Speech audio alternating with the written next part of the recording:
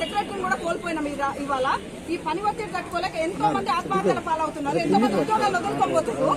ప్రధానంగా చూస్తే ఉపాధి హామీ పనులు ఫీల్డ్ అసిస్టెంట్లను తీసేసి పంచాయత్ సెక్రటరీ అప్పచెప్పారు. ఎంటీపీ సర్వే అని చెప్పారు, పంచాయత్ సెక్రటరీ చేయాలి. చీరలు పంచాలి, బతుకమ్మ చీరలు పంచాయత్ సెక్రటరీ అంటాడు. మనిషి రోబోనా? పంచాయత్ సెక్రటరీ తప్ప ఇక ఎవరు లేరు పనిచేసేటోళ్ళు. అసలు సమాన పనికి సమాన వేతనం అనేవి సుప్రీంకోర్టు చెప్తారు. ఇక్కడనేమో జీహెచ్ఎంసీ కార్మికులకు 17,500 రూపాయలు పెంచారు, పంచాయత్ సెక్రటరీలకు ఏమో జీతం 15,000. అంటే మేము ఎంత దారుణ పరిస్థితులలో ఇక్కడ పనిచేస్తున్నాం. ఈ తెలంగాణలో ఇంత దారుణమైన జాబు కట్టు బానిసలు అనేది మనం తెలంగాణ ఉద్యమంలో చదువుకున్నాము. ఆ బానిసలు ఉండేవాళ్ళు వెనకటి, కానీ ఇప్పుడు ప్రత్యక్షంగా ఈ చూస్తున్నాం. బాండెడ్ లేబర్ కి ఎగ్జాంపుల్ గా పంచాయత్ సెక్రటరీలో మేమే ఉన్నాం ఇక్కడ. అసలు ఒక వర్క్ మాకు ఇప్పటి వరకు పంచాయత్ సెక్రటరీగా ఎన్నికై 2 ఏళ్ళు అవుతుంది. ఒక ట్రైనింగ్ అనేది లేదు.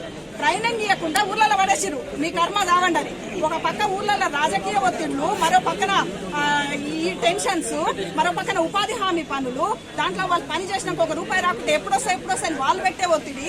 ఈ ఒత్తిళ్లన్నీ ఎదుర్కొని ఎట్లా పని చేస్తామని అనుకుంటున్నారో మాకు అర్థమైతలేదు. కనీసం ఫీల్డ్ అసిస్టెంట్లు ఉన్నా మాకు పని భారం తగ్గేది, కానీ వాళ్ళు లేరు.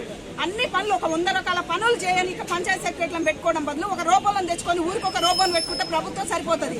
అంతేగాని పంచాయత్ సెక్రటరీలకు మనుషుల్లాగా కనిపిస్తలేదు గవర్నమెంట్ పంచాయత్ సెక్రటరీలు. కాబట్టి ఇప్పటికైనా మా పైన పని భారం తొలగించాలి. పని భారం తొలగించి మాకు సమాన పనికి సమాన వేతనం అని సుప్రీంకోర్టు ఏ గైడ్ లైన్స్ ఇచ్చిందో అది మాకు అప్లికబుల్ చేయాలి. ఉపాధి హామీకి సంబంధించి మాకు ఫీల్డ్ అసిస్టెంట్లను కూడా మాకు ఒక సహాయకులను పెట్టాలి. దీంతో పాటు మాకు పే స్కేల్ అమలు చేయాలి. 3 ఏళ్ళు ఉంది మాకు. ఇప్పుడు 3 ఏళ్ళు అయినాక ఆయనకు నచ్చితే రెగ్యులరైజ్ చేస్తారంట.